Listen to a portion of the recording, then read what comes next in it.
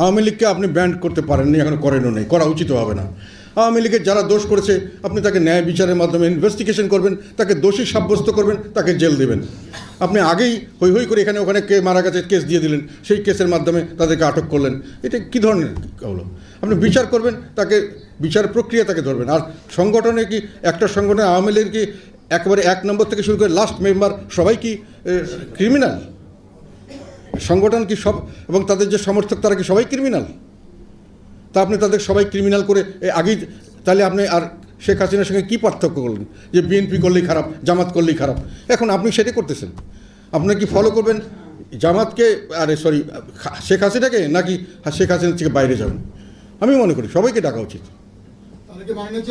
Of course সব দল থাকবে, সব দলকে আসতে হবে। যারা রেজিস্ট্রেশন দিয়েছেন তো আপনি কেন তাকে আসতে দেবেন না?